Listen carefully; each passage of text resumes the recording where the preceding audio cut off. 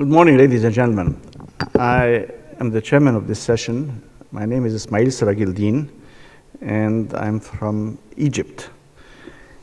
Today, we are discussing science for economic development, the partnership between Europe and Africa.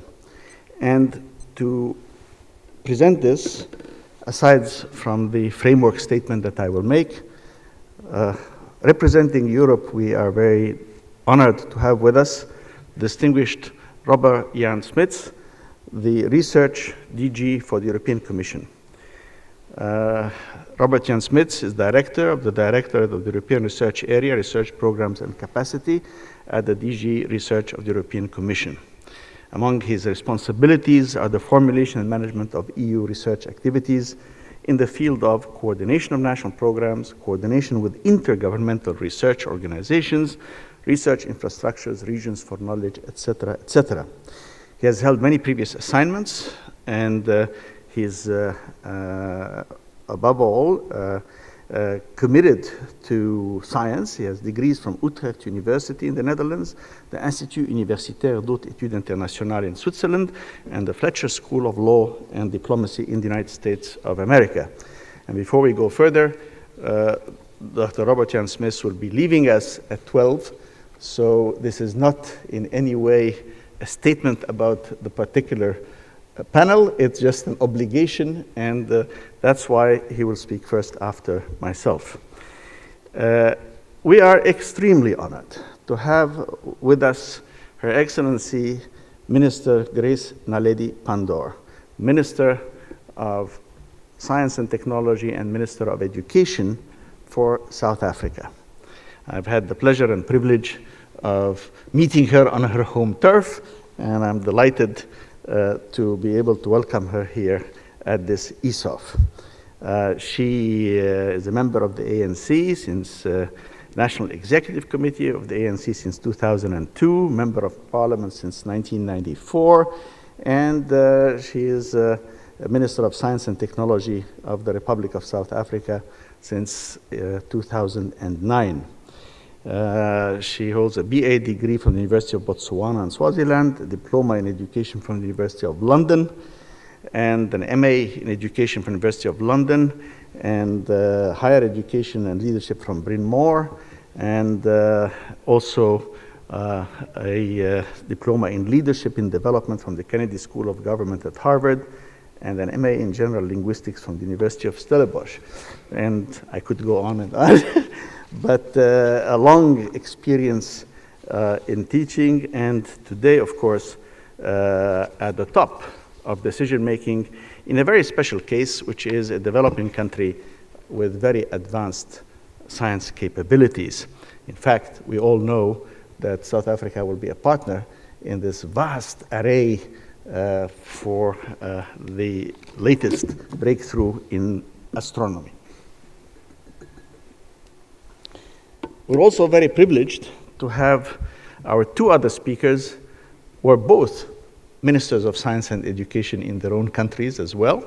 And my next speaker will be Lydia Brito, currently Director of the Division of Science, Policy and Sustainable Development at UNESCO.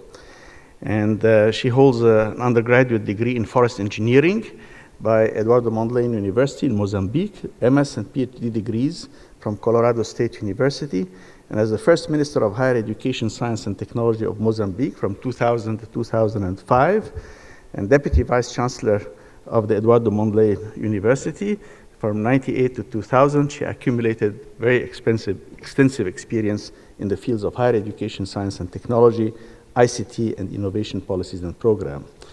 And she has served as advisor of the Mayor of Maputo for strategic planning and external relations. So more than 20 years of working in the fields of forestry and traditional energy and many other fields. We are very privileged that she is with UNESCO right now so that she can bring a very special perspective, which we hope will be heard today. And she continues her membership of many, many foundations, and she's driven many initiatives, including SciDev and other means as well. My last speaker in this panel will be Professor Romain Murenzi, who is currently the executive director of the Academy of Sciences for the Developing World, based in Trieste.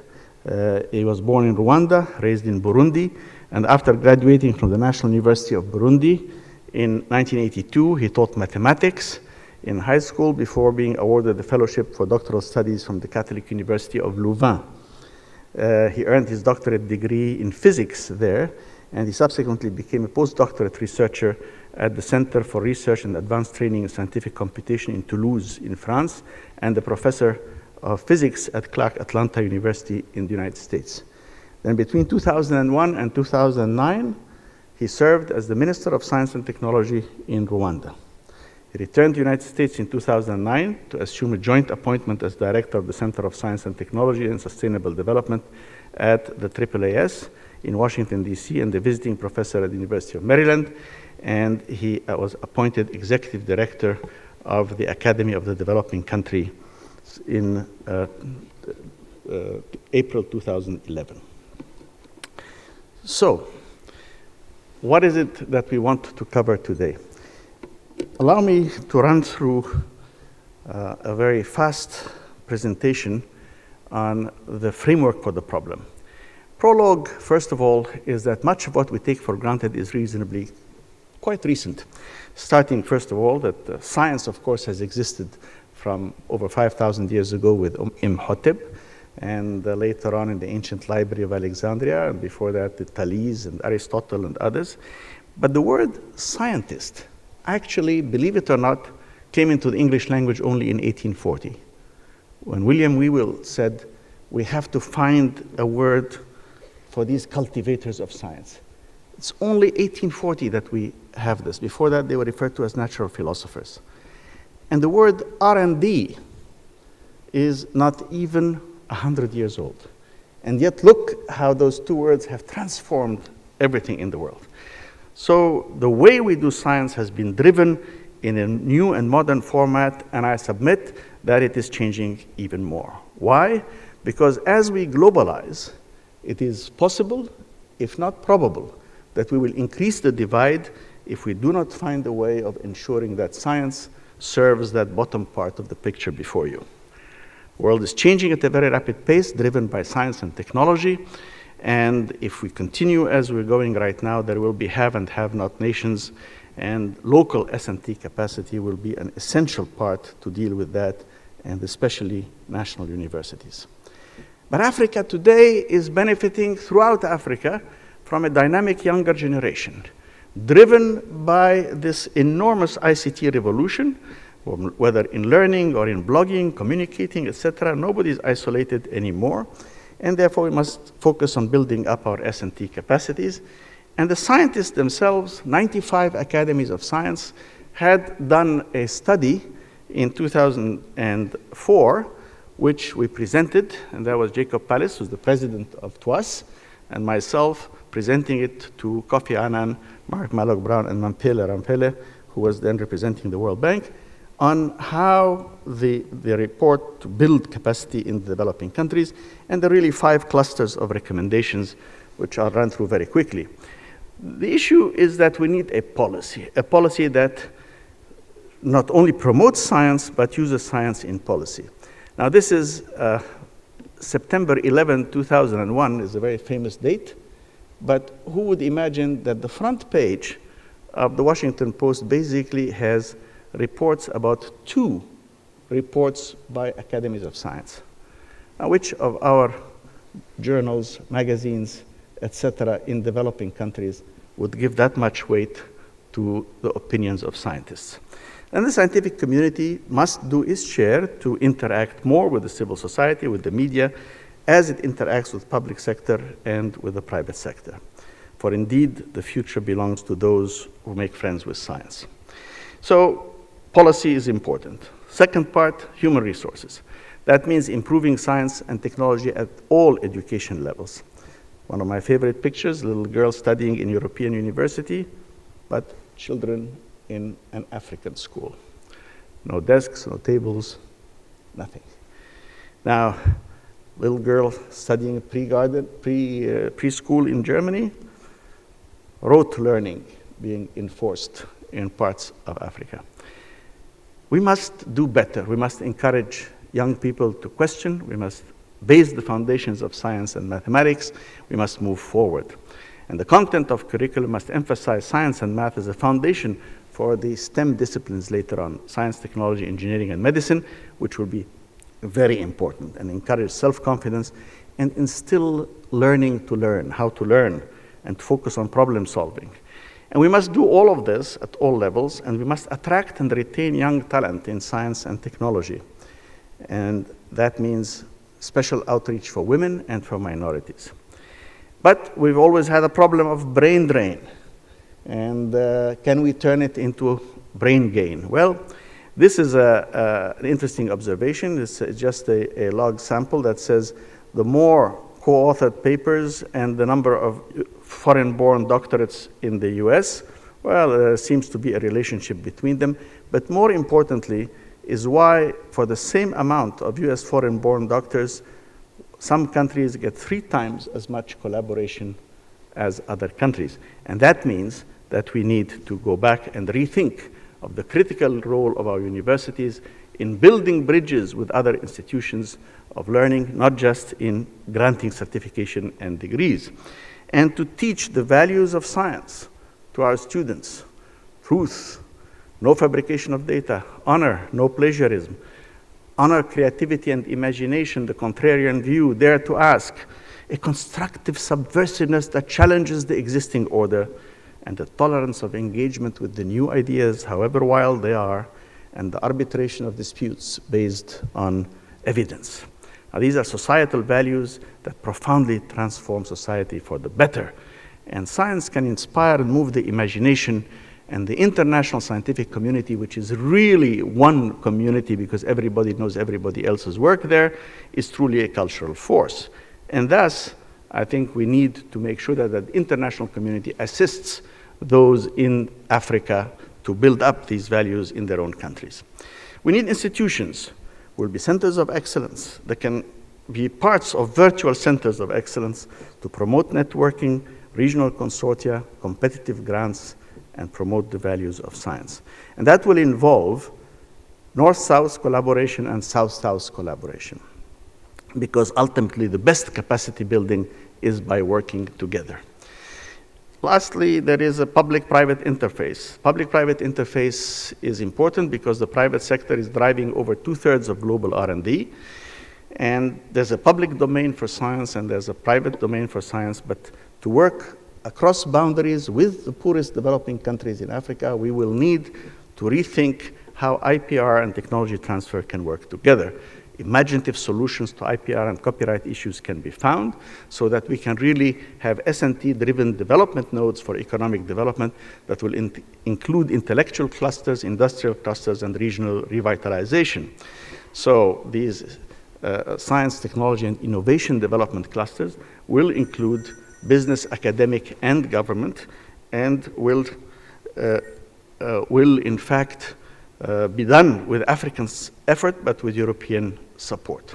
They will be technological incubators of new ideas and new venture capital that will work for the poor. They'll open all new doors in these countries. And that brings us, of course, to, well, how about financing? Well, actually, financing is important, but in our findings, it was the 5th cluster, not the 1st. The issue is not the financing, it's to do all those other 4 first, and here Europe must help too. There are new ideas. One way would be to target important areas in grand challenges approaches within European institutions, which would therefore make people come to collaborate with people who are in the developing countries themselves. We want twinning arrangements that propose action on the ground in Africa, not just taking some Africans and training them in European institutions. And perhaps the EU can help us in facilitating joint applications and reducing bureaucratic hurdles. But from funding research to funding companies, we need new approaches. And in America, there are lots of venture capitalists, lots of them. And they invest pennies in order to make huge fortunes later on. And this is one of my favorite pictures. Young people come to you with a great idea. The question is, would someone in our countries invest in their ideas? Well, this is the Microsoft Corporation in 1978. And this is Bill Gates here, this little kid there, nerdy kid on the left. You know, if a bunch of people like that came to a top decision maker and said, we have this wild idea about something called Windows and it's going to revolutionize the world, would they listen to them? Our kids, if they came to our decision makers? That's the real question. So anyway, not to take up too much time, these are the 5 clusters of recommendations. And I think that we will need to hear from our panelists on various parts of it. I think all the parts are essential. They reinforce each other. The whole is more than the sum of the parts. And above all, we must translate rhetoric into action. And there have been many past declarations, both in Europe, European governments, and in Africa, African governments. And will the current promises be different? Well, we have to remember that rhetoric is not equal to action. And our inimitable Mr. Zapiro from South Africa has this beautiful cartoon about the AU, which says if French into English, English, Swahili, and so on. Rhetoric into action. We're still missing a translator. So I think that it could just as well apply, Robert Jan, it could just as well apply to the EU, I think, on that basis. So only if we build capacity for science and technology will science fulfill its promise to feed the hungry, heal the sick, protect the environment, promote the dignity of work, create a space for the joy of self-expression. But working all together, I'm sure there's so much we can do for a whole generation and for the whole world. And I thank you for your attention.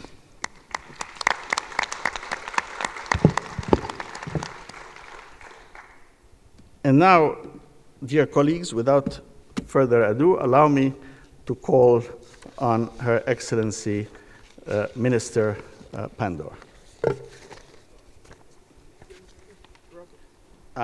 Yes, we'll go for Mr. Robert Jan Smith because he has the obligation to leave. So, Robert, it's all yours.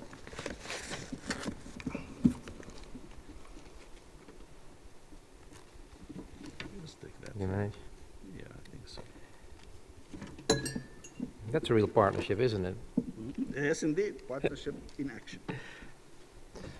Okay, good morning, everyone, and it's a great pleasure to be here at this fantastic and I think extremely vibrant ESOF conference.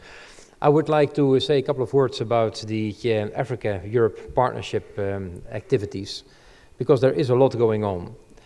Now, why in the first place are we working? Why is Europe working with Africa? I think this is more or less a slide which I do not have to show, because it's clear that Africa and Europe are bound together by culture, geography, and of course a common future. What is also, I think, quite unique in our cooperation is that there is a mutual recognition that science and technology are essential engines for socio-economic growth and poverty alleviation. So this recognition of the importance of science in Africa and Europe makes us also partners. And this has led in 2007 to the adoption of a joint Africa-EU strategy. And this document was quite a radical change compared to the past, because it is a paradigm shift from donorship to strategic partnership between equals. We have developed in the meantime a mutual interest in sharing the knowledge base, and we want indeed as partners, Africa and Europe, we want as partners to address the grand societal challenges which were mentioned already in the introduction, whether it is in the field of climate change, whether it's in the field of health, whether it's in the field of energy or food safety. We want to work as partners, Europe and Africa, to address these grand societal challenges. Now, what is it what we would like to indeed achieve? What is it what we would like to do? I think, first of all, we would like very much to work in partnership in order to reinforce Africa's science and technology capabilities. We should move indeed from brain drain to brain gain. Secondly, we are indeed defining common priorities for research and innovation cooperation activities. And also, we are really trying to look into ways to modernize and renovate our overall cooperation frameworks. Important flagship initiatives have been identified, I come to that in a second, in order indeed to focus the cooperation. because cooperation always moves forward if there are ambitious projects. And last but not least, it is also quite important from the African side, but also from the European side, that we try to work in a more coordinated way. We are 27 member states in the European Union, and it would be indeed very good if these 27 member states could have a joint policy in the field of science and technology towards Africa. Now, how are we doing it? We have a joint EU-Africa strategy. This is the 8th partnership on science, information society and space. There are high-level policy dialogues taking place quite recently in October in Addis Ababa. But besides that, there is of course also the bilateral cooperation between the EU and a number of countries like South Africa, Egypt, Tunisia, Morocco, Algeria. These are countries with whom we have signed S&T cooperation agreements, and a lot of projects are taking place in that context. Now, how through our instruments are we indeed fostering the cooperation with Africa? I think first of all, our programs, the programs of the European Union in the field of science and innovation, are completely open to participants from across the globe. And we have a very strong participation from African players. As a matter of fact, if I look over the last couple of years, some 900 participations were taking place, and this involves something like 133 million euro. We have also been organizing dedicated, targeted calls between the European Union and Africa. And this was for an amount of 72 million. We called it the Africa Call, on topics like health, agriculture and food security. So I think, as we heard in the introduction, this is not only about talking about working together, this is really moving from talking to indeed practice, and to indeed go into projects where researchers from the two continents find themselves. We have in that context launched a platform to promote the bi-regional cooperation, and that goes extremely well. Partners are extremely eager to work together with each other. Also, increasingly, we try to use the EU development programs for indeed capacity building in the field of science and innovation. We think about the European Development Fund, the EDF. There's a budget of about 55 million, which is indeed used and deployed for capacity building. There is a scheme of African research grants, which allows African scientists on dedicated areas to indeed move to other institutions. There's an African Connect call. So in other words, there's a number of very specific activities taking place in order to shape the partnership between the European Union and Africa. Let me just mention one concrete flagship initiative, and this is the European Development Countries Clinical Trials Platform. This is a joint initiative of 16 European member states and the European Commission and 29 African partners to accelerate the fight against HIV, malaria and tuberculosis. This is a program which is involving some 400 million euro in funding, coming from the European Union, but also coming from the African countries. And there are at the moment some 156 African and 42 European organizations participating in this program. And what is quite interesting here is that 70% of the projects are led by African researchers, which shows once again this is partnership. This is a true partnership between colleague researchers from the different continents. Now, what are our next steps with regards to the cooperation between the European Union and Africa? We are preparing or starting to prepare the Africa-EU Ministerial Conference on Science, Technology and Innovation. And it's quite important that for this event, we bring it to the highest level, the ambitions we have, the flagship initiatives we would like to deploy, the partnership we'd like to strengthen further, because it is that political level that needs to completely be responsibilized for the cooperation. We, from our side at the European Union, we are at the moment preparing Horizon 2020, our 80 billion fund for research and innovation, and we are very keen in the context of that fund to open the doors to our African partners to make clear that they are welcome to work with us. We are also going to develop a couple of flagship initiatives. We heard this morning a fascinating workshop on the Square Kilometre Array, which is for us a very important flagship initiative of cooperation between indeed a number of African countries and the European Union. But there's also, of course, EDTCP2. We would like to continue with the clinical trials platform for poverty-related diseases, and we have there quite ambitious goals. At the moment, this program has a total budget of something like 400 million, and we would like to scale it up to a billion euro, of which 500 million should come from the EU member states, 500 million from the European Union itself. And there was a quite interesting development last week. The Bill Gates Foundation has declared that they want to be a full partner in EDTCP and also financially support this initiative. And I think this is a recognition of the excellent work that African and European researchers have done in partnership to indeed fight these poverty-related diseases. So that's a fantastic news which we received last week. So in other words, we are keen from the side of the European Union to further strengthen the partnership with Africa. I think we have the right tools for it, and now it's a matter of indeed translating the different tools into practical projects, but we are extremely optimistic and we are very keen to deliver on that. Thank you very much for your attention.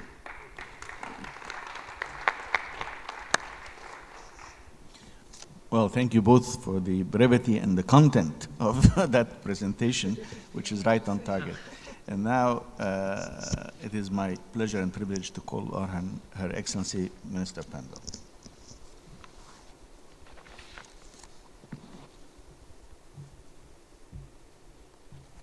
Thank you very much, Chairperson. Good morning, everyone. We work so well with the EU that the Director General has said everything I wanted to say. So I'll just reflect on one or 2 points for purposes of emphasis, perhaps. And I hope I don't bore you through the repetition. Firstly, I think the statement we would want to make this morning is that we believe very firmly that cooperation between Africa and Europe for the advancement of science is absolutely imperative. And in our view, it should be at the heart of the Africa-EU relationship. We're very clear that we need to move away from the traditional ways in which we conceive of development partnerships and really look at how science can play a role in advancing Africa to a new phase of development. And we're not just making a request here, which is the traditional way in which we relate with the African continent. We're saying we believe we now can have thriving, real, practical partnerships, utilizing the opportunities that lie in research, development, and innovation as a base for advancing our relationship. And what is really great is that we are essentially all agreed at the moment. The issue is, what do we focus upon in order to derive maximum value from this collaboration we've been setting about for several years? We have an old relationship with Europe. We have ties, language, political and other ties in existence. So it's not a new set of relationships that we're trying to build. It's really to look at how we can enhance our work in the area of science and technology. We have developed clear policies directed toward developing research, development, and innovation on the African continent. We've adopted an Africa-wide science and technology consolidated plan of action, which has been operational since 2008. And we are monitoring each other as African countries to ensure that we execute this plan. We've translated the core content of the Africa Consolidated Plan into an innovation policy and strategy. In my country, we have what's called the South African 10-year Innovation Plan, which is the blueprint that we are using to implement our various programs from the Department of Science and Technology in collaboration with several other departments in the country. So we have agreed that we will work together.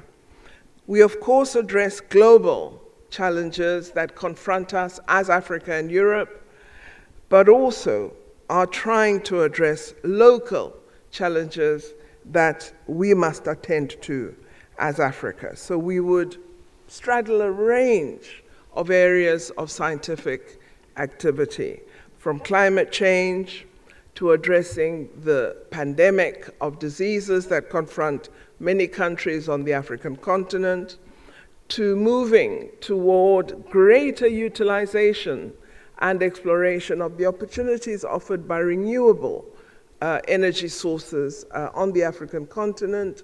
Fourthly, of course, addressing the issues of food security, which are a big challenge that must be addressed, and looking very, very directly at how our plans to ensure a better quality of life for our populations can be addressed by new technologies, particularly in the built environment, in the water security sector, and other areas which we must address.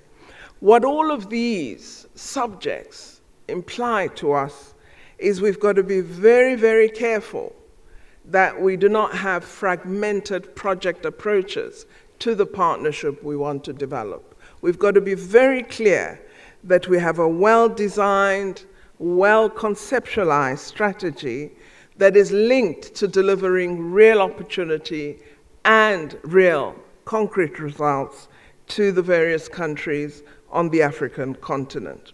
I also think as we design the strategy, we've got to begin to think of Africa in new ways. We almost tend to speak of Africa as though it's one country.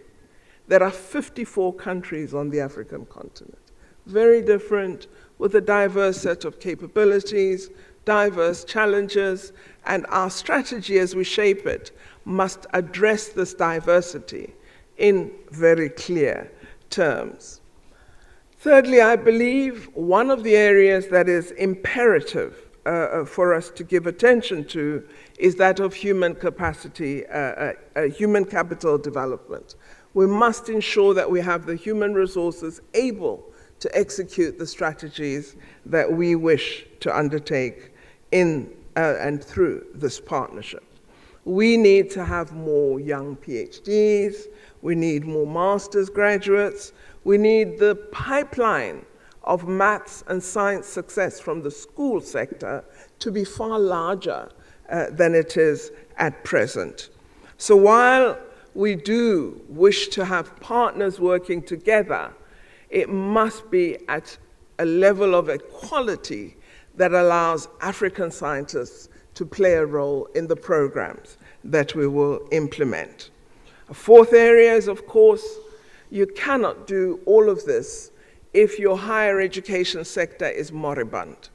If you don't have universities that are research active, if you don't have universities that are research productive, if you don't have academics that are competent in carrying out research activity, you then won't achieve the objectives we're talking about. So we need to look at what we do to improve higher education on the African continent and to ensure that we build the requisite research infrastructure that will allow researchers to do the work that must be done. We have had a brief outline of some of the flagship initiatives that we've already undertaken, and we're very excited about them and the work that is being done, particularly in the health research arena. We've been especially excited on the African continent that recently we were able to launch the African Network for Drugs and Diagnostics Innovation.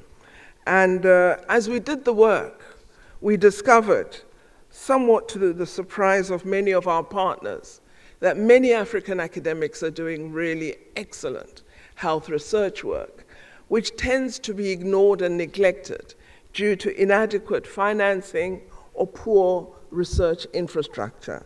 Through creating the network that we call ANDI, we've been able to isolate potential research which has the results that are indicating, which has we believe the prognosis for really developing solutions to diseases that have posed a real challenge to the African continent for many decades. We've carried out an analysis of 53 research initiatives in various countries on the African continent and have been able to identify 35 research initiatives that have the potential for producing new drugs or new diagnostic tools. And we're going to be directing our resources to those 35 initiatives in order to realize the innovation potential that lies within them. And this is really an African-led initiative, which we hope Europe would partner with us on. The final area is that which has been referred to, which is the potential we discussed this morning in another seminar, which if you missed, you really missed an exciting set of presentations. And this is related to the opportunities that lie within the EU-Africa Astronomy Partnership programs that we have initiated. We talked about the amazing opportunities both for research activity as well as economic opportunity that lie within astronomy sciences. And it is an area that we believe will form a strong part of the collaboration that we will strengthen and continue to work on with our partners within the European Union. So, in conclusion, let me say that the relationship between Africa and the EU is now on very firm ground, and we believe we've laid the basis for showing that in a range of areas, be they public health, energy security, environment protection, health, research, food security, astronomy sciences, we will have excellent results, which we will be able to report to you on, we hope, in an African Science Forum in a few years to come. Thank you very much.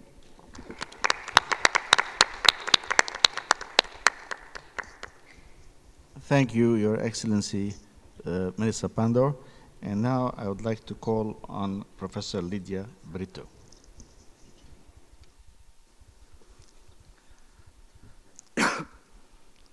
Thank you very much, and good morning to everybody.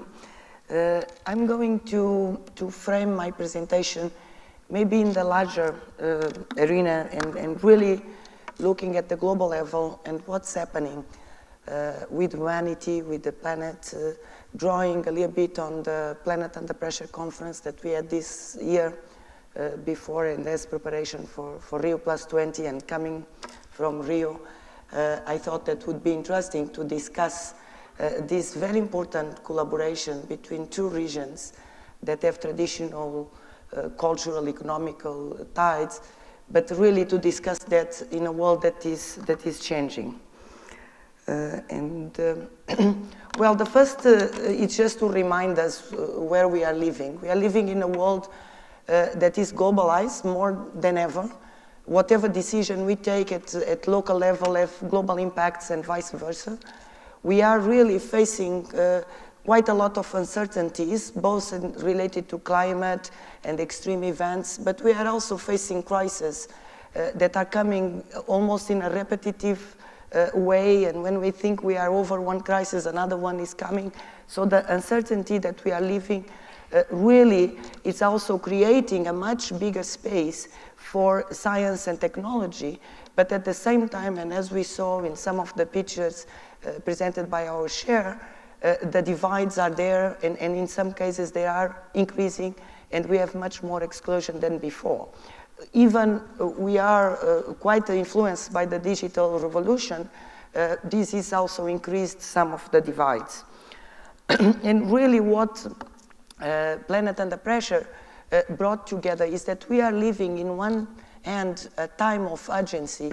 We need to act, and we need to be really aware that if we continue in the track of development that we are in, we may lose and we may put at risk the way we see and we are used to humanity and also to the planet, because we are really facing high risks of large humanitarian crisis at global scale.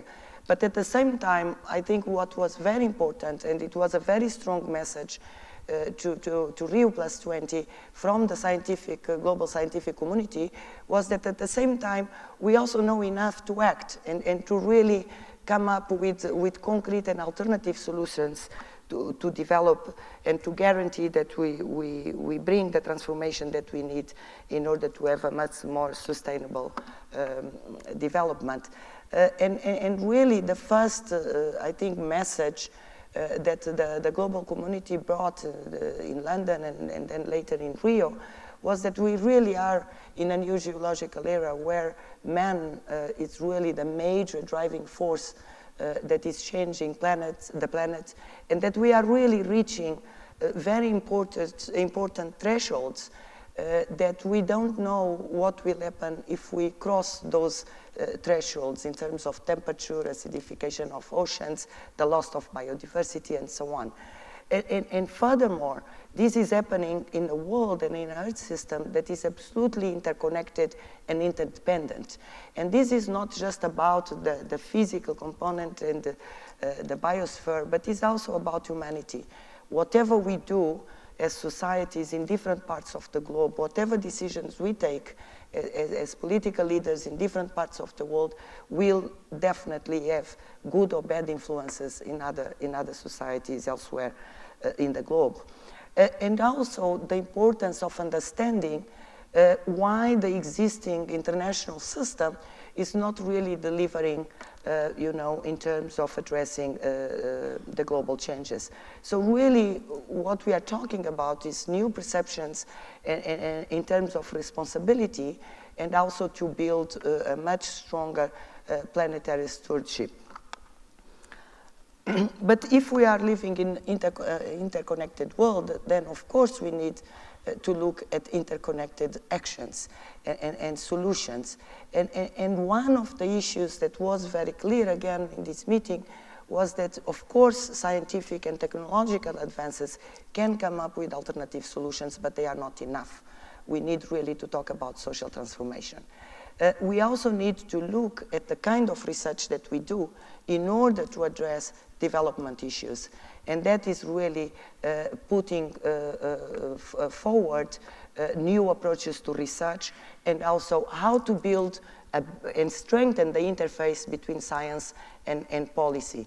And the fact that the UN Secretary General decided to go ahead and install or established a scientific advisory board for the UN system, and have asked our Director General in UNESCO to lead this board, and UNESCO will have the Secretariat, is really a sign that this message from the scientific community is indeed coming about. So it's really more than pillars. We are talking about strengths. When we talk about sustainable development or global sustainability, we need always to have environment, the social, cultural, and the economical issues looked together and not separated. And this is really showing that science is already moving. And this, I think, is the good news, is that really what we are seeing is really a shift on paradigm, and more sustainability science is being promoted. And a good example is the fact that we launched the Future Earth also in Rio, where we are bringing not only the different disciplines, but we are really co-designing and co-producing with the stakeholders what research should deliver. But if we look to the world, and once again, this is a very important message, is that once again in sustainability science, Africa is behind. And we can't lose this, because if we are talking about global sustainability, all regions in the world have to have the scientific capacity to really deal with the issues that we are facing. So there is a lot to be done in Africa. And when you look to the decision-making process, again, Africa is very much out of the debate. But we have the impact. And because Africa is, and allow me to speak as an African, I'm Mozambican, although I'm working now for UNESCO, the fact that we are in the periphery, we feel the impact of certain decisions in a much stronger way, and with much less capacity to respond and to even anticipate. So when all the previous speakers spoke about the importance of having a critical mass in the continent is fundamental, because it allows the continent to analyze the impacts of global policy in what we are doing in our people, and based on that come up with alternative policies to really respond. And as was well said by Minister Pandor, education is fundamental, the networking is fundamental to create a common vision that allows the continent really to influence also the global debate. And from the European Union, I think issues related to power relation, to serious investment in Africa, and fair trade in knowledge and technology, but also in communities, and really moving towards more partnerships. So the challenges, I think, have been laid out by previous speakers, and I think what would be quite interesting is also to discuss how we look at Africa and what's our vision in terms of Africa and the importance of science policy, really to guarantee that we have scientific evidence to really design the right policies that will indeed allow the continent to use knowledge to really have a sustainable development and an acceleration of development, but towards a more sustainable path. So I think the first thing is the way we look to the continent. Instead of just looking to needs, it's very easy when we see pictures of schools that have no desks and no computers. We talked about needs, but Africa is also tremendously about potential. And it's about the capacity of the people. It's about the creativity that is there. It's about the local knowledge that is in our communities that have not been tapped and have not brought to the local knowledge to really address global issues. Our incredible biodiversity, the richness of our natural systems, the dynamisms and achievements, Africa is really growing and is growing in a steady pace. We have a very young generation. Someone yesterday was saying that we need young people to take care of the old people in Europe. I mean, our young people are taking care of the young people in Africa because above 50%, in some countries, above 50%, it's young people. And with the HIV/AIDS pandemic, we are seeing, girls of 13 taking care of their families. And so the young people in Africa are probably our strongest resource, and we need to invest there. And of course, we are the new markets, we are expanding, and I think we have opportunities there to do better. And this is why I would just throw between many others that I could have chosen, but I chose to come with 3 possibilities that I think would be quite interesting to see in the cooperation between Africa and Europe. One is, of course, is research for Africa, with Africa, and by Africans, and not research about Africa. A lot of the FP7 proposals, and I know because I had the privilege to be one of the grantees, it's a lot about Africa, but it's not for Africa. Sometimes researching for Africa means, for instance, understanding how in Europe you take decisions, your companies take decisions to invest. We don't know. We don't know what makes a European firm to invest in a certain country outside Europe. And that's research for Africa, because we need to attract these big companies to our continent. And this with and by Africans, because again, we need this critical mass if we want really to achieve global sustainability. And it's not only for Africa, but it's really for the whole planet. Also, I think that we should learn from your experience. When we industrialize and when your firms and when you support firms to go to Africa, they need to go with more sustainable production systems. Let's not make the mistakes Europe or the States did, the more developed countries did. We need to learn, and we need to make sure that when we invest for economical growth in Africa, we also take into consideration the environmental strand and the social strand, and not just for business as usual, but really a different way. And finally, one of the things that I have observed is due to the financial crisis in Europe, we have a lot of young, skilled European people looking at opportunities in South Africa, in Mozambique, in Angola, in other countries in Africa. But they come with no support. So they come and they will be competing with local skilled people, young people like themselves. We are not creating new jobs. A very important area that I didn't saw in any of your slides or your comments, Minister, is really how to support this immigration process, these young people to have opportunities to really invest in new business in our countries.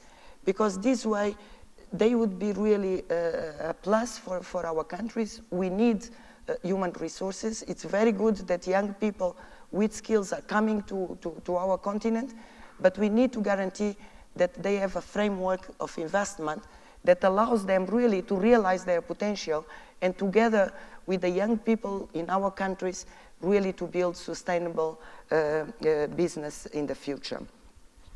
One program that I hope we will be discussing and is very much linked to the African Observatory in STI, it's one of the lighthouses projects from the cooperation between the African Union and the European Commission. It's how really to build this monitoring system that we can look at STI policies and programs and mechanisms and measure and analyze what are the opportunities or threats that can be used by the African countries.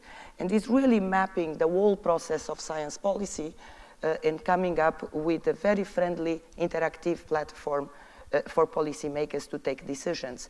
In the moment, AeroWatch has been done a great job for Europe, the US and parts of Asia.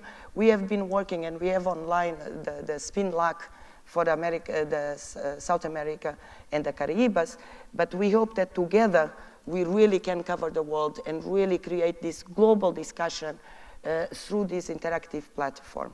So more than ever, what we need is to build bridges and dialogues to strengthen STI in Africa.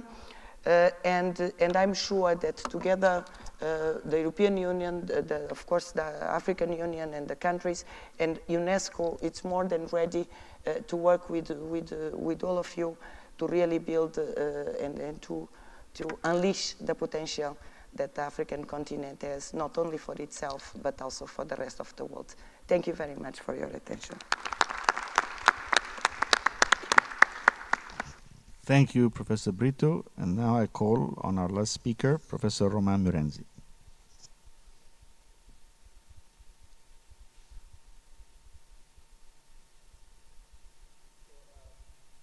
Thank you for this invitation to speak.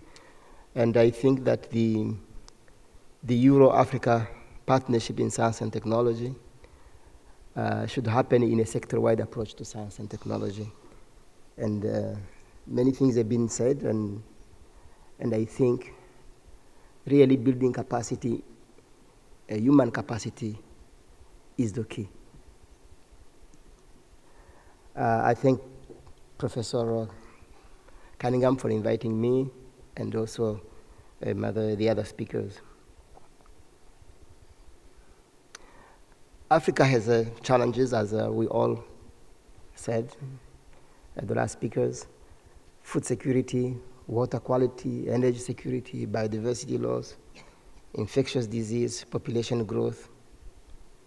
So STI has a major role to play, and partnership with Europe is crucial. Europe is not very far from Africa. We are very close. We are very close with language and the history. I think there are really things that can be done beside the rhetoric that we all hear here and there. A sector-wide approach to science technology should have these 4 areas that are really the objective of any science policy at a government level, country level, or globally. Knowledge acquisition and deepening. What kind of science and technology in primary school, secondary school, higher education? As a partnership is coming up with Europe and Africa, it is very important to think about the kids who are in primary school now. What's going to happen in the next 15 years when they become adults? They become really the scientists. So science starts at that level, goes to secondary school, to higher education. And then what kind of research? Research that really is for Africa, as that Lydia just said. You can say what are kind of research that Rwanda needs, that Burundi needs, that Congo needs for the development. Knowledge transfer. When we talk about science, most people will just think about the section they had in primary or secondary school, or the mathematics, the equation they had. That's the only science they think. They don't think about agriculture as a science. They don't think about health as a science, water as a science. So it's very important as we are talking about science to link science with the major sectors of the economy. And then the issue of innovation. Innovation culture is very, very important. It's very important to teach the young kids about innovation. So those are things that these four areas are very important as we look into a possible partnership as it was outlined by previous speakers. And then it's very important also to look into a sector-wide approach to funding. It has been said, but I'll just say again, at a country level, what does the government want to do? The government at the ministry should be able to understand that. And then you need to link with the private sector. You need to link with civil society, academies, bilateral development agencies, multilateral organizations. Do bilateral agencies have a science policy? Does DFID, JICA, do they have a science policy for development? Does the World Bank have a science policy for development? I was a Minister of Education almost for 5 years in Rwanda. And when we were going to ask funding for science, they told us, no, you need just money for primary education. So during that decade, it was mostly for education for all. All the funding in education was mostly for primary education. There was needed no support really for funding for science and technology, and in particular, really few support for higher education. But we all know that the teachers in primary school are taught in higher education, the teachers in secondary school taught in higher education, the engineers for the road are taught in higher education. So not strengthening higher education is really a big mistake. So a sector-wide approach to funding. So I'm going to give two examples. One example is for Rwanda, and another example is for the third world, the Academy of Science for the Developing World. In 2005, Rwanda formulated a science policy based on the four areas that we saw. And I couldn't really get funding at the time. Finally, I went to see David King. I visited David King. I requested him, if you come to Rwanda, not only to explain to our parliamentarian and the government about the importance of science for development. That would be really very helpful. And finally, he came to Rwanda. And from there, we've been able to work on really even reaching the FID and reaching other developmental agencies to see how they can support science and technology in Rwanda. And that has been very, very interesting. He visited Rwanda, the Kigali Institute of Science and Technology, and other institutions. And later on, we invited Serageldin Conway, who was the chief science advisor for the FID, came to visit Rwanda, and we'll really be able to have that partnership to show that really it's not just the Ministry of Science and Technology in Rwanda just love science. Science is very important for development.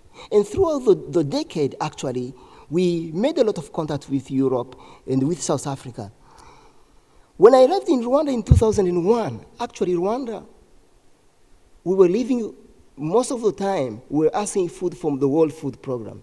Actually, as a Minister of Education, in the schools, we were asking in the boarding school, we were relying on the World Food Program.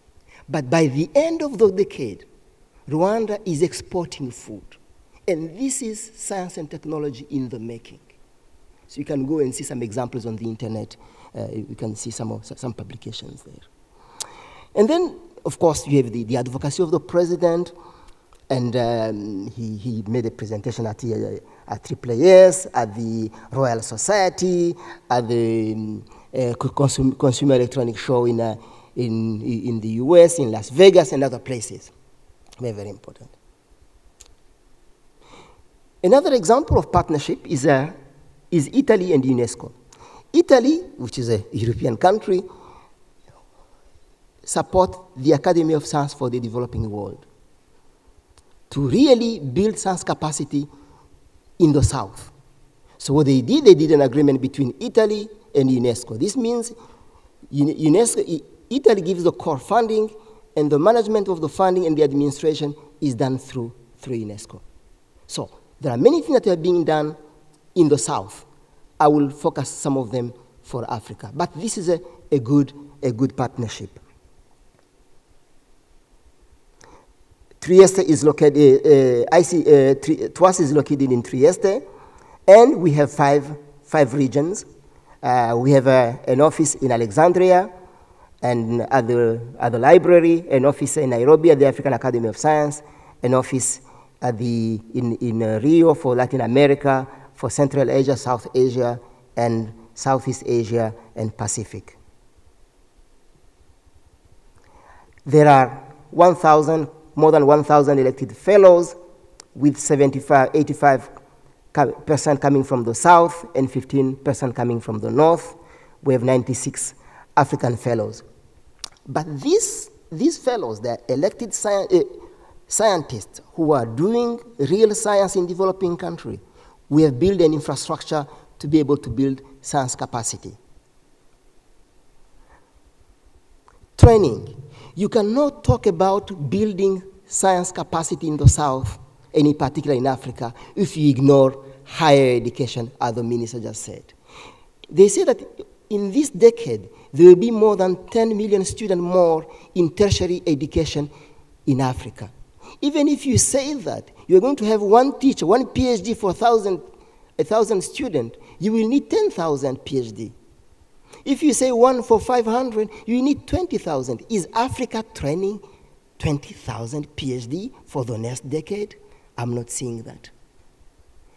Is Nepal, Colombia, Guatemala, and these other countries in developing countries, are we really building, creating, or training the right number of PhD to do that? That's the most important thing. And the second one is mobility. When somebody has already a PhD, can you really help him to build his capacity throughout his career? Can you help the person build his scientific research by giving an opportunity for a competitive research grant program? I think that is very important to have something like that on the African continent. Rwanda, Burundi, Kenya, Tanzania, Benin, they cannot each of them have a research program, a funding program, but together as a continent, it is possible to pull up the resources and have a good competitive program. And I think that EU can help a lot. And of course, recognition of scientists is very important. In this sectoral approach to funding, beside the government of Italy, actually, now we have been working with Germany, with DFG, with Japan, with Sweden. Sweden has been giving some funding for research for the last 20 years or so. I've been reaching out to the USA, to Brazil, China, India, etc. And then we have a collaboration with the science agencies, with the development agencies such as SIDA, KEFAS, DFG, IDRC, and other. And then, of course, we have UNESCO and other, and then you have the private sector, including foundations. So with that, with only $2 million of funding from the Italian government, actually, I can prove that we make an impact with more than $100 million. If you look at the whole system, how we've been able to reach out to people, the PhD program, the postdoc graduate program, and etc. So it is possible, actually, to make a difference. There is a South-South program where India, China, Brazil, Malaysia, they give fellowships. And then TWAS pays the ticket to go to Brazil and back to China and back to Malaysia and back, and the visa, and we monitor, we make sure that these youngsters return back when they finish. With this program, if China gives 100, Brazil gives 100, India gives 100, now we are reaching out South Africa. This is South Africa gives 50 or 100, and another one gives 100. And Ireland gives 25, and Belgium give 15, and another give. At the end of the day, you can find yourself with 1,000 fellowship per year, 1,500 per year. And then in 10 years, you can make 20,000, 30,000 trained for the continent or just for the developing country in general. That will make a huge difference. And I have been making the plea for that. Let's give you some examples now of how this has been working. Mostly we started with CNPq in Brazil, the Chinese Academy of Science in China, and then we have India, and then you have Malaysia, and then you have CONACYT in Mexico, and then we try to see that can be done for other. And then we have some examples of these young people who have been trained in those countries. We have the Organization of Women in Science. We have some money from SIDA, Sweden, for women. It is the same. So we've been doing that. Human capital mobility, I'll just mention that. It's the same. You have postdocs, and you have the numbers for Africans, postdocs, and very recently, DFG is going to start a program. Started the program already, but they're going to have 30 fellows from sub-Saharan Africa to laboratories in Germany. So that is a very good program. But if you have 30 for Germany, 20 for Belgium, 10 for here, 10 there, you can really get a good number of people who already have their PhD. They go in advanced laboratory for 3 months, 6 months, and come back home and use and make that as an experience and use that in the laboratories for teaching or for research. It's just the example that we already started with them. And then for the research grants, also we have a research grant program with basically supported by SIDA for the last 20 years. If they are happy with that, apparently they're going to double this year from $800,000 to $1.6 million per year for the next 5 years. If somebody else can chip in and add more money, that will make a huge difference. Because we have already the system for evaluation of this competitiveness grant. And then you can see the numbers of Africans who are recipients of these grants.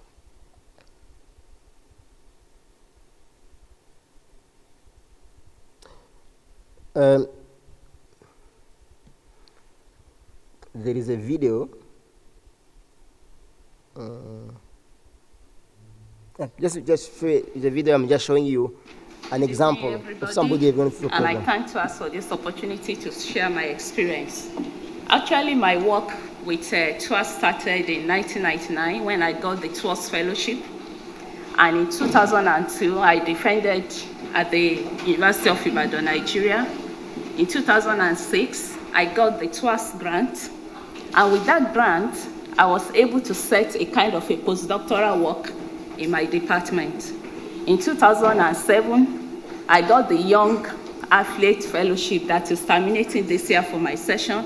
And the experience has been so excellent because then I started as a coordination chemist. But in the meeting of 2007, I met some scientists in oncology research. So that really fired my interest in oncology. So in 2010, I got TWAS Comstead grant again. This grant really enabled me to have my own research group, which is functional now. And in 2010 again, I got this TWAS DFG collaboration in Germany. With that, I was able to establish a collaboration with the Institute for Medicinal Chemistry at Braunschweig University, Germany. And again, this year, 2011, in September, I got the OWSD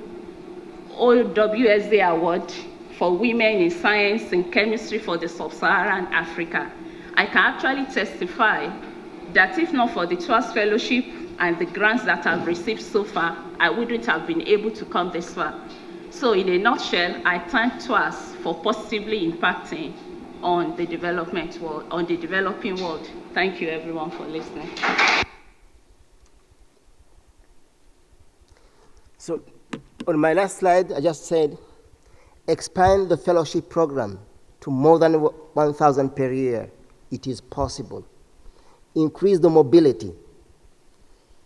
Give opportunity for research grants. And that can be done. It's not rhetoric. If you do it, it works. And then you scale up the recognition of the scientists. Those fellow areas are key, and I think Europe and Africa, Europe can help a lot. I thank you.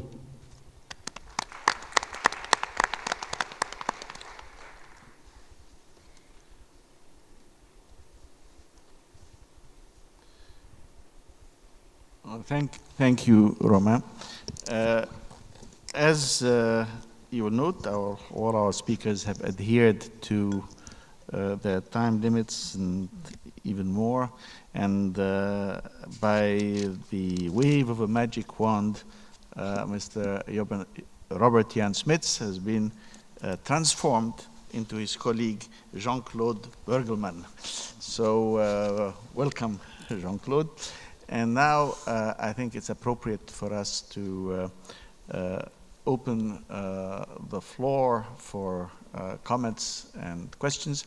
I will take a few questions from the floor, then come back to the panelists for responses. And I think I see, actually I'm having difficulty seeing from here. I see. Microphone over there to Professor Joachim von Braun. I think it's better see from there. Yes.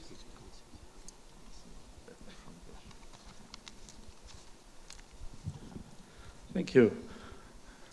Thank you, Chair. This was a most instructive and very interesting panel, and I have two remarks to which I would like to ask, if possible, for some responses from the panelists and maybe from yourself. The first one is, I think we need to revisit the whole financing issue. Most African countries, or many African countries, don't spend more than 0.2% of GDP on science and technology and research. The rich world spends between 2 and 3%. As per capita incomes differ by a ratio of 1 to 10. This means there is a ratio of 1 to 100 in science spending per capita. Given this situation, I don't see how we can overcome the huge gap.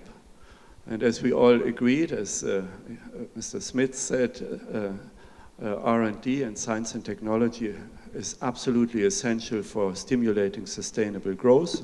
Panelists said that too. What's the strategy to address this fundamental problem? My second question relates to research on science policy.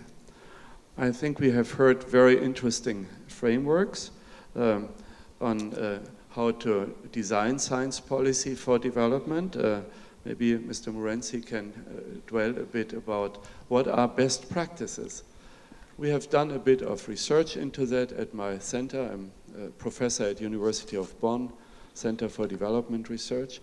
And let me challenge you, I don't think we have the evidence base of what is the appropriate landscape of science, infrastructure and science policy for countries at different levels of development, different stages of development. What is a good science policy design and science policy infrastructure? What role universities, private sector, and so on. So I would plea for a large new initiative of research on science policy rather than intelligently talking about science policy. That's my second challenge. Thank you very much. Let me see this. Yes, I see. Sabine Möbs, I'm from Dublin City University. Yeah. Yes, go ahead, thank you. And then later on, gentleman in front. I have, one comment to make. The last speaker focused on let's contribute. Actually, I think Europe should work with African partners to actually get the benefit of it.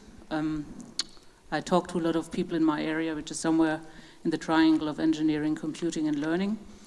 And I find it very, very exciting what is going on in the African countries I visited, which was Tanzania and South Africa.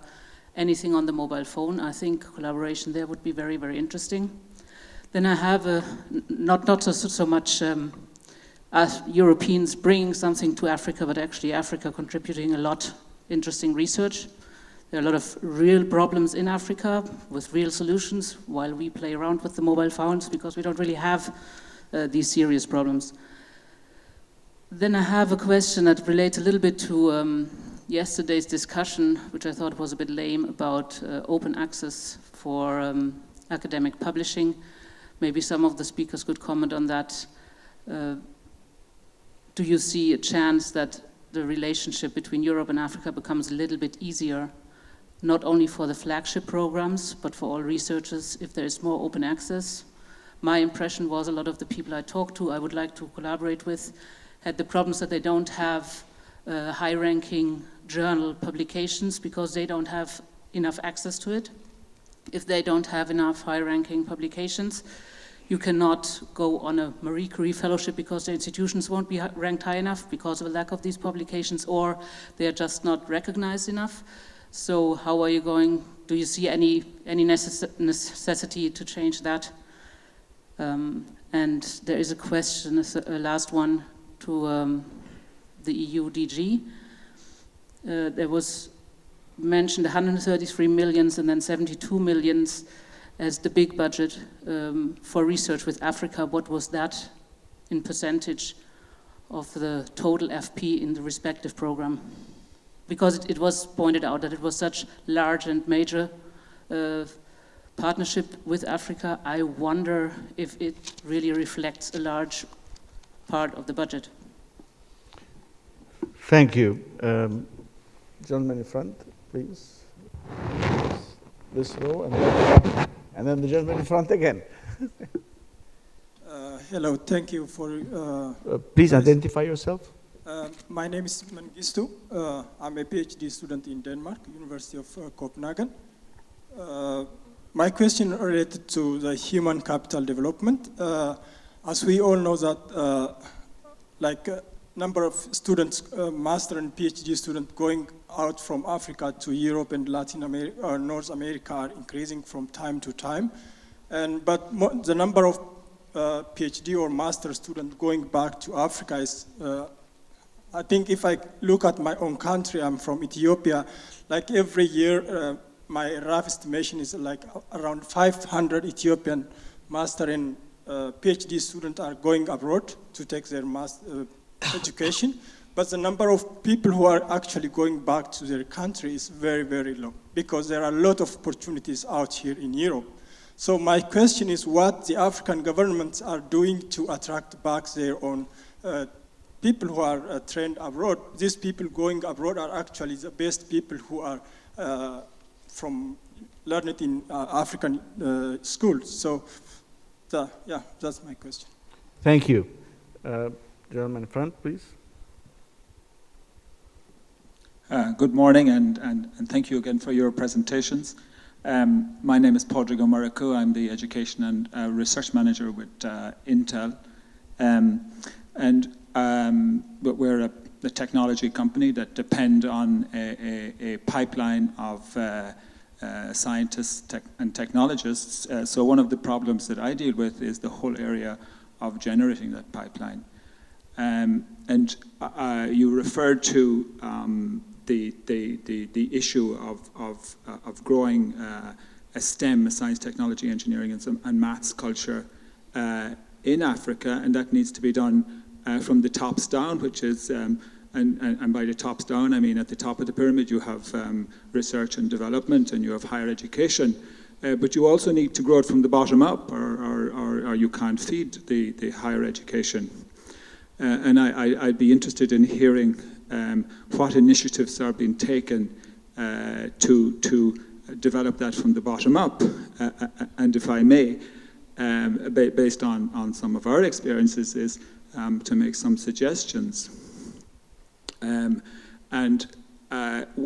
of the areas that we find, which is a low-cost, high-impact model, It addresses some of the things that you said about grand challenges. It can also be grounded in the actual conditions in Africa.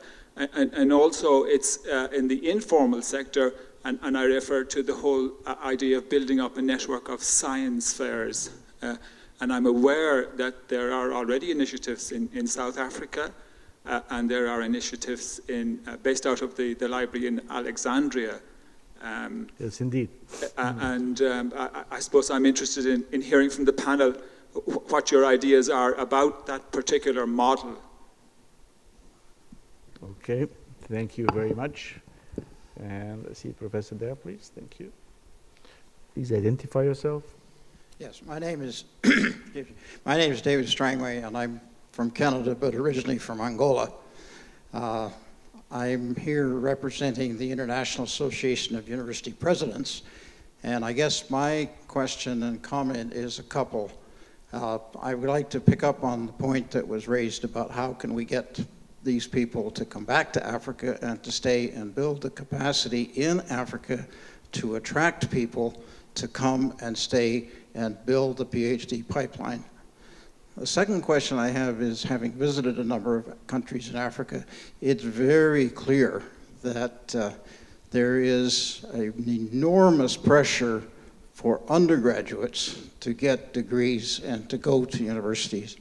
And it's my impression that in many places that demand is really outpacing the demand of building the research and development capacity in the universities. So it seems to me there's a dual set of pressures that are pressing immensely a broader, more educated population in general, which we all agree with, but also building the specialty that creates these opportunities. And I'd be interested in whether there's a focus on how to do the, if you like, the differentiation of the institutions or the opportunities to do that. I know it's a very big subject in South Africa, and it's an enormously big political demand and need. Thank you. Thank you very much. I believe we can now take some of these questions to our panelists. I've certainly taken notes of what was said. I assume you all have done the same. Mm-hmm. So I will allow each of the panelists sort of 1 to 2 minutes just to have a quick response, and then I'll come back at the end with a few more comments. So may I start with Her Excellency Minister Pando. Please, Naledi, have... Thank you very much, Chairperson. I'll try and answer 1 or 2. Yes, and others can pick up on. And then the others would pick up the rest. Firstly, with respect to the matter of journal access, we do have an initiative in South Africa led by the Academy of Sciences, and you have Dr. Barr sitting in front of you there, so she might tell you more about the initiative. What we're trying to do now is expand it substantially in discussion with the Academy of Sciences as well as higher education institutions to look at what more should be done to ensure that all the universities have the access and that the journals are those journals that academics want to have access to. So we have that funded by the Department of Science and Technology, as well, we hope in the future, the Department of Higher Education in South Africa. We also have established a South African research network where, through which we're trying to ensure that all the universities have connection to the international research networks worldwide. We're just about to establish an international panel that will review the early work we've done, establishing SUNREN, and look at what opportunities there are for expanding to the Southern African region, and then we hope to Africa. So that one is also an important initiative in supporting academics with the requisite access to be able to do their research work. On the question of the budget, well, the DG's representative will answer, but one of the things we've agreed on as African governments and ministers of science and technology is that we should work hard to raise our investment in science and technology to 1% of GDP. Some countries have got to that, but many are not at that level as yet. But the fact that there exists this agreement at the African Union heads of state level has helped us to really see an improvement and a growth in budgets for science and technology. So we continue to argue for more, we'll continue to fight, but the budgets are growing incrementally, and some countries have already gone beyond 1%, in particular Tanzania and Namibia, where there's a lot of attention to high-performance computing and other critical areas of science and technology. So there is growth and improvement, and we want to see more of that. On the brain drain, we've developed a number of strategies in South Africa, drawing on work in Canada by persons such as Professor Strangway and others, where we've created centers of excellence, which are funded for a 15-year period as dedicated centers of excellence with resources for leading-edge research work and able to attract young doctoral, postdoc, and other graduates to work with leading practitioners in specific fields. Another area is we've agreed to establish 500 research chairs in South Africa at different universities and institutes throughout the country.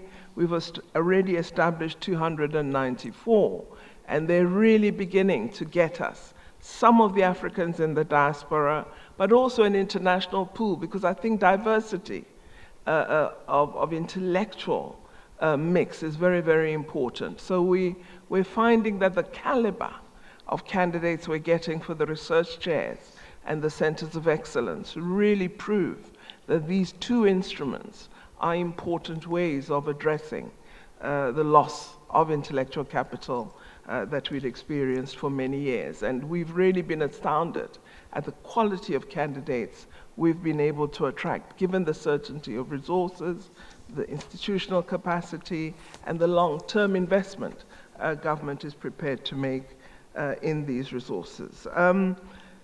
Finally, differentiation, it's a tough one, but it's something you've got to really address. We have 6 of the 23 universities as high worth research institutions. And the debate is, do you continue to invest in developing capacity, or should you focus on these that are performers already? We've said you can't neglect them, but you want to develop broader research expertise throughout the system. But certainly, you must not neglect your 6 institutions. When I introduced the word differentiation when I was Minister of Education, I was almost kicked out of the room by several vice-chancellors.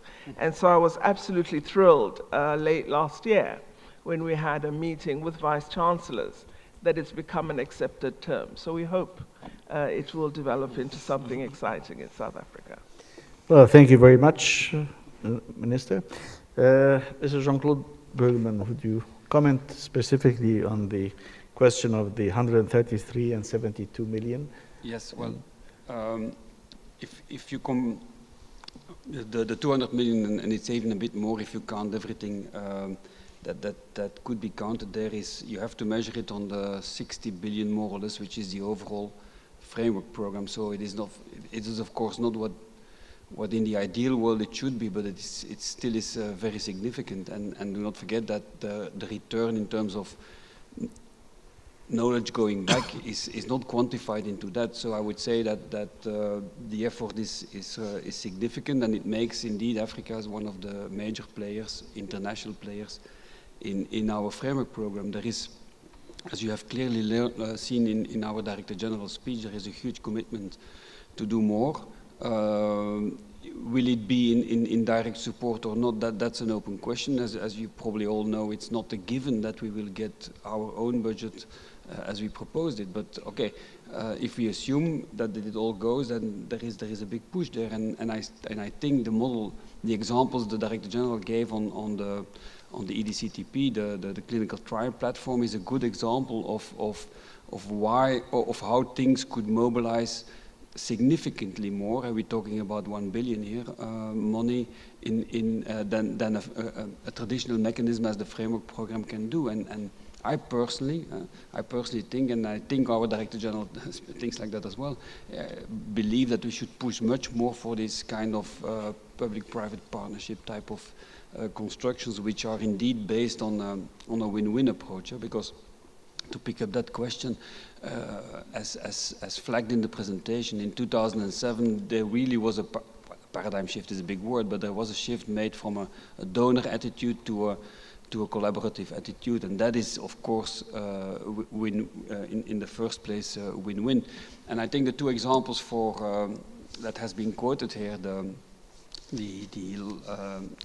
larger rating kilometer and then the EDCTP are clearly win-wins. It is where both continents have excellence. It is where we both have a shared interest. It's where we both have some shared plans, be it in astronomy, be it in medical or in pharmaceutics. So I think that shows you the new spirit, and on that basis much more can be mobilized. On the open access, that's a very good point, because I think for me the open access in this context is much more than open access. It is really giving access to knowledge. And it is not only via publications, it is a key element in the whole problem. I mean, everything is related in this discussion, but if there is something to start with, I would personally say that having access to the world of science in terms of knowledge, in terms of infrastructure, is probably where it starts. Not to say that doesn't mean the rest is not important, but you see what I'm meaning there. And there, open access can be a very powerful tool. And as you probably know, the proposals for Horizon 2020, so the next framework program, is that all research which is publicly funded by Horizon 2020 should be made accessible into open access. So there are things being done in the right way there, and then for those who participated in the discussion yesterday, inevitably there will be something like green open access, meaning that it will, after an X period of embargo, say 6 months, 8 months, papers will be put into a repository of nature. All the papers of nature will be put somewhere in a repository in a non-edited way, in the author-submitted way, but still it is a huge hurdle being taken in access to knowledge. And why not? Why not thinking why not thinking of, if you go to the gold open access, for a kind of a two-level regime? You have it in medicine. You have the generic medicine movement. Well, you could think of something in this area. Well, so it's an idea I will certainly pick up and see what we can negotiate or start thinking about that. So it's a very useful idea there, and again, it is part of making things accessible, where for me it all starts with. Now, with regard to the first question, the professor on development policy, I think the issue of financing and the huge gap that still exists indeed, and careful planning, good planning is very careful, is intimately related. In the ideal world, we could say Africa has to increase its investment in R&D to 15%. I'm just saying something, to be able to catch up. Unfortunately, that will not happen soon, except if we are really naive. So we have to, not to accept it, but it should be a given in our policies. And I think what would be extremely useful to do is what we do not have enough knowledge of, and I spent some time as an academic before I joined the Commission in Southern Africa, is to have good maps on what kind of excellence is. Bearing in mind that we cannot have every country, as you rightly said, Minister, we cannot have every country having the same profile. So we have to adapt to that existing reality, and we have a little bit like what we do in Europe, that we should try to find where are the specialized pockets and the smart specialization, and how can we make a system where there is much more collaboration across boundaries without imposing that you have to duplicate everything, because that's a hopeless policy on the short term, if we are realistic. So mapping these pockets of excellence, which can be very big, like the astronomy in South Africa, if you talk about big science, or the clinical trial thing, or which can be very small. It doesn't matter. But if at least we have an idea, if we can also map that on a much better knowledge on where are the good universities, the good high schools, and the question of the Intel person, then I think we have at least an instrument to do a better balanced, smart specialization type of African policy. And I personally think that is probably a fruitful way to pursue on the short term, given that there are really many big problems, and that for politicians in Africa it's extremely difficult to argue for bigger budgets if you take into account all the other problems you have to solve. Thank you. And just may I point out that, of course, not every speaker has to address every point, but I do hope that we've covered all the points by the time we finish. So may I turn next to Romain? Thank you. Anything you'd like to come? People have their own opinion on each point. The issue of research on science policy, there is one thing that, at least on science technology policy, having a sector-wide approach on the science itself. Knowledge acquisition in education. What kind of science in education? Science in primary education, secondary education, higher education, science literacy for the population, because we are doing it for the people of that country, and also, of course, for the continent, if you do that from the continent. That's very important. It's not something that you just do in an ivory tower. This science has to have an impact. So that is very important. And then you link with what kind of research relevant to that country. That has to be some kind of research on a country or on a continental level or globally in the South. And then you talk about what kind of science in agriculture, in health. Rwanda had the problem, for example, of soil erosion because of the trees were cut. How do you make sure that we fight erosion? This is science. When you do a coffee tree is botany. This is science. When when we were visiting with other ministers, you realize that a coffee tree in Kenya produces, I don't know how many, 15 kilo, and a coffee tree in Rwanda produces 2 kilos. So that's a major problem, because if you have bushes, you don't clean it up, you don't put fertilizer, you're going to have problem. So you take a coffee tree as botany. Pyrethrum tree is botany. And then you move from there, rather than sending the raw coffee, then you transform the coffee locally, you wash the coffee, you dry it, then you make a real difference. For example, in 2000, coffee in Rwanda was fetching $0.50 per kilo because they were just sending the raw coffee. Then there was a USAID program with the universities and things like that. Then they put up a program with the farmers to dry the coffee, clean the coffee with washing stations, dry it, and picking the best beans, and then they went from 0.5 to sometimes $6, $10 per kilo. So you are making a really difference. This is really science technology in terms of transfer. You transfer the knowledge. The science that Rwanda needs today or Benin is not going to the moon. That science exists already in books, in library. You just have to apply it. So there is one part related to research, but there is also the existing science. You need to be able to go and apply it really.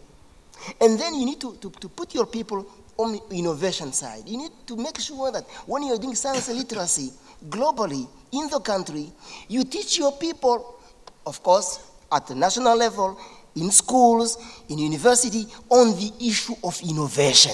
Innovation is very, very important. And that's where also the issue of democracy, the issue of free speech, the issue of critical thinking is very, very important. Those issues are related in that. So when you do a science policy, but also the issue of funding, you need to have a sector-wide approach in funding. The government, the bilateral, when they give you the funding, how do you engage with them? And then the science society, to have academies, etc., into the private sector. Somebody talk about the mobility. They talk about that we just giving to Africa. Can Africa give? Or can the South give? There are more than 100 centers of excellence in the South. More. Actually, it's 400. We've been able to put agreement with 400. But in Africa, there are some good science, technology, center of excellence. It is possible when they do the mobility, it's not only the mobility from the south to the north, it can be the mobility from the north to the south. When you have somebody who has a PhD in Angola, in Burundi, how do you help him to build a capacity? He can go to Germany and visit a laboratory, but a German scientist can visit him in the laboratory. They can work together on specific issues. So the mobility should be two-sided. The issue of ground truthing, there are data that you won't get in the lab in Germany. If you talk about climate change for the continent or in Africa, basically you're going to have the ground truthing on the continent. On the issue of biodiversity, the biodiversity, you won't get the same biodiversity in Germany or in China. You have to work on the biodiversity of Rwanda or Benin, etc. The issue of brain drain is very, very crucial. Of course, you can invest as much money as you want, but if you chase out your scientists, they won't come back. And most people left because their countries chased them out. Yes. See, people, even if he gets a small salary, he tends to return back. In Burundi, for example, really, guys were finishing and rushing up to return back. And in 1993, there was a war. So even the scientists who were in Burundi now, you find them in Malaysia, in Malawi, in other countries, because of that problem. So democracy and governance is a key. Of course, you bring the guy back, and then you put all these good programs of funding and things like that, but the guy needs to feel like really there is a place for him to stay. So that is very, very important as we are doing that. To be able to link that with those issues is very, very important. And the last question on the issue of the Intel person who asked the question, when you are looking 10 years, 20 years from now for a country, it's very important to think what kind of science in primary education. These kids, you need to teach them critical thinking. That is very important. So culturally for us in Africa, at least where I grew up, a kid will come and say something and then you say, talk. You don't want the kid to talk. In Europe, a kid says, hey, let's talk. This kid talk too much. Yeah, let a kid express himself or herself. So critical thinking is very, very important. And that has an impact on globally in a country. For example, in Rwanda, they were teaching the kids that people were different in the primary school. And it has an impact 20, 30 years later into the genocide. So the brain of a kid, you can change dramatically that. So with the devices that we have, the tablets and things like that, that can be very, very helpful. The program that Intel is doing is very, very important. But at the same time, a country has to make its own effort. Before I left Rwanda, just purchased 100,000 laptops for primary school. What do you call this one laptop per child? Actually, they have continued that program in terms of building, actually, the next generation of scientists are in primary school. So that's part of the sector-wide approach. We don't just look into higher education. But right now, we need these PhDs. If you really have possibility to have every European country giving us 50, 100, if you have China, India doing the same, China has 35,000 PhD at the same time in the Chinese Academy of Science. So I told them, if you just give me 200 per year or 300, it won't kill you. So the president of Chinese Academy of Science said, let us discuss about that. We can give you 300 fellowship. You do a competition on that, and we give you that. And you go to India, and you go to Brazil, and you go to Malaysia, and you go to Mexico, and you go to Argentina, and you go to South Africa. If you do that, you are rebuilding the capacity for that. If we don't do the PhD part, as the Minister of Higher Education just said, it won't work. Yeah. So that is very, Okay. very important. Thank you, Lydia. Thank you very much. I will start with the first question, in fact, related to the huge gap on funding. I think one of the things we forget is that the funding in Europe and the States comes also from private sector. So sometimes we put a lot of pressure on the African governments, forgetting that the firms in our countries, they are either too small, or in Africa they don't have the tradition to link with universities. And a lot of the bigger firms, they have their R&D efforts in Europe and the US, and therefore they don't apply into our universities.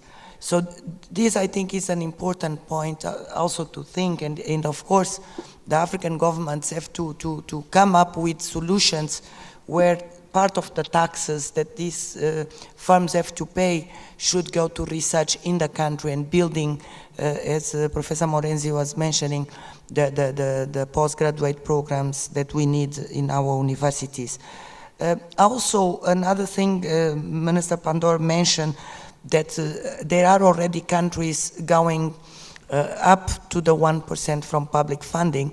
And in Nairobi, we just had a meeting with the UNESCO, African Union, and other partners, with ministers of science, ministers of finance, because also ministers of finance have to see the added value in applying and investing in science. And sometimes this dialogue, it's not there. And this brings me to your second question on science policy.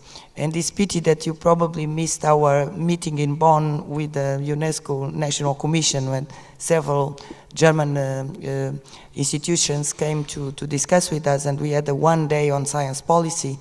And what UNESCO is pushing, and I didn't have the time to explore the programs that we are together with African Union pushing, that is the STI Global Assessment Program, and then the Global Observatory for Science Policy Instruments. Because we really believe that we need evidence. You are right. Not every country is the same. And if we don't have the right indicators that allow the governments to decide, to design and co-design with the different stakeholders the right STI policies, then of course these policies will never play the structural role that a good science policy should play. In UNESCO, we defend that STI policies, they build, or that they bring the building blocks for public policies in other sectors. You cannot implement a good industrial policy, a good education policy, a good health policy, if you don't have a good STI policy.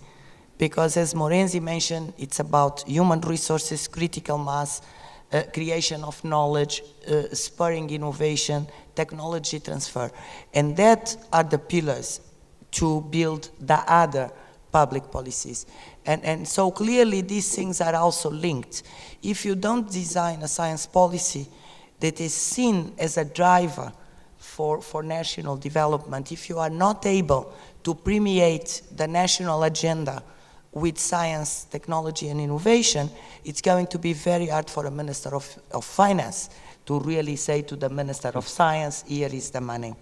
The other issue that I would like to quickly address is the science fairs. I think they are very important. I think they really bring communities and scientists together. But also it's very important to engage with media. Science journalism and science communication, it's playing a bigger and bigger role in really a kind of mobilizing the capacity humans have of dream, of imagine, and these are the things that we need to do. And it's very important for science education that outside school activities take place, so that the wonder, the curiosity that is part of being a child is also being feeded, but also towards scientific knowledge. And science fairs, science festivals, science clubs, UNESCO has several activities on that, including the World Science Day that is celebrated in the world on the 10th of November, working with science centers, science museums. It's really, really very important, and I'm very glad to see Intel also joining this movement. And finally, it's not just differentiation, but it's also diversification in the missions of the different higher education institutions. We need also different and diversified degrees. We need also the technical aspects, not just the research aspects. And sometimes in Africa, we destroyed completely our technical vocational training. And even South Africa, Minister, if you allow me, with the merging of the technicons in the universities, in a way, your system become more homogeneous. And sometimes this is not a good strategy, principally when you need really diverse skills throughout the production system and the social transformation. So it's not just differentiating, but it's also diversifying the kind of higher education, if indeed you want to massify, but maintaining the high quality that we need to spur knowledge in our continent. Okay, thank you very much, Lydia. Well, we're coming to the close of this session. I'd like just to add a few words on what my colleagues on this panel have already said. Let me start with the question of the science fairs and science clubs and science competitions.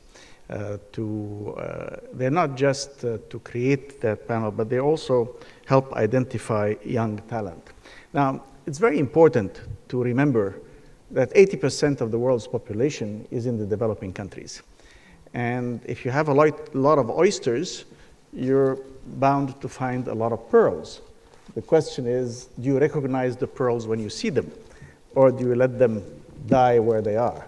And the ability to pull together those pearls and to nurture them is what is needed. And these types of devices working in small schools and in all over the area, especially for example, in Brazil, they have math competitions, mathematics Olympics, and some people from the barrios, from very poor backgrounds, turn out to have a lot of innate talent.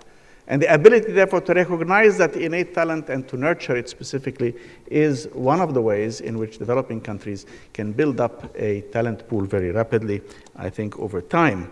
The centers of excellence argument is very important, and in a diversity also is very important. Remember that India, which is a very poor country for a very long time, maintained IIRI, IIT as centers of excellence at the absolutely highest level, and they were a lot of criticism for it, but really they maintained these institutions, 10 or 12 of them, that have produced some top science and can really collaborate with the West at the best of the West.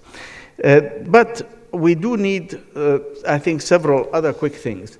On the money that Joachim von Braun was saying about, I think the real problem is not the amount of money, it's how it's spent. And I think Lydia made a very good point about the private sector. But in Egypt, for example, we used to have, I think, a terrible policy. And I told the former prime minister this.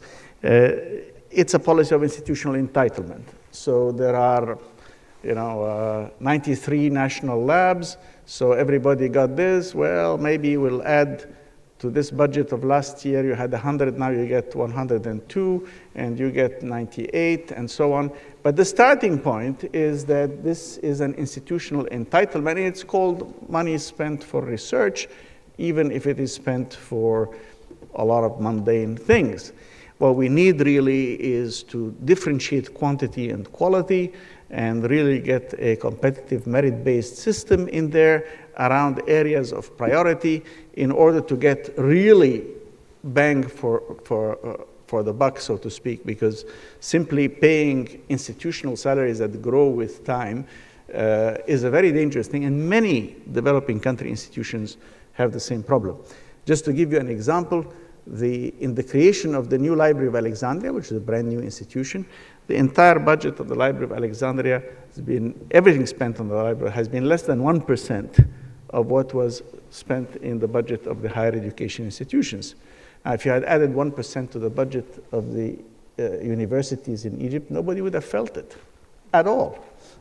But that 1% was spent very differently.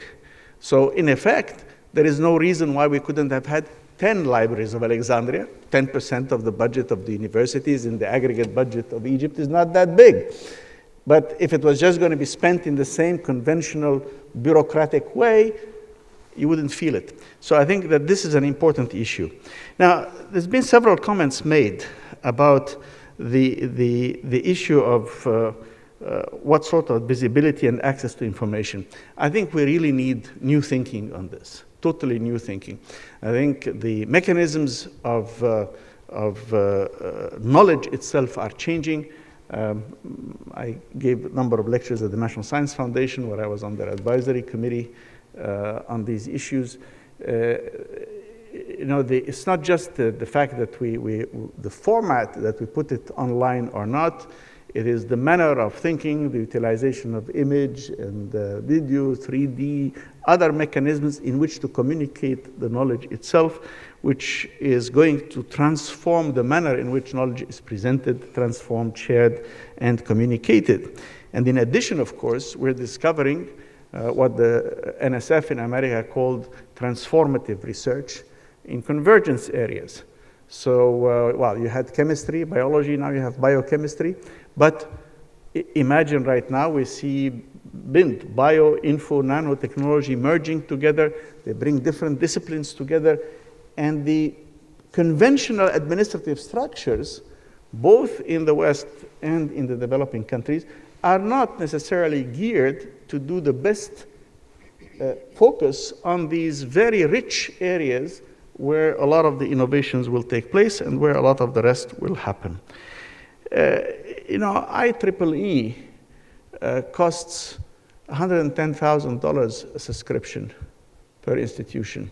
I negotiated with them that we should pay half, which is $55,000, but not many institutions could pay that in many developing countries. So we really need to think, CHEM abstracts, $45,000 a year. I'm not saying they're not worth it. In fact, they are worth it. They are extremely important. But we have to recognize that there has to be a different way in which we can develop that access. And finally, also to remember that we need better recognition of developing country scientists. Right now, we are all very excited with the Higgs boson, and nobody doubts the great contributions of Peter Higgs. But we kind of forget the great contributions of Mr. Bose, who not only has the boson named after him, he collaborated with Einstein in many things, including, for example, the Bose-Einstein condensate, which was a prediction of what matter would look like when it came very close to absolute zero, which was not feasible to test until 90 years later, or 70 odd years later, in 95. And they found that the Bose-Einstein condensate, as they call it, really works. Well, Mr. Bose, an Indian national, made a major contribution. And every now and then, I think, that's a useful reminder to the world that science, and this is so wonderful to be in a science conference, science is the truly international global community, the community of scholars that advances knowledge, mobilizes knowledge for the benefit of humanity, and shares everything among themselves. So let us reach out to that 80% of humanity and make sure that all those pearls are found and nurtured. Thank you, everybody, for having attended this panel, and join me in thanking our panelists.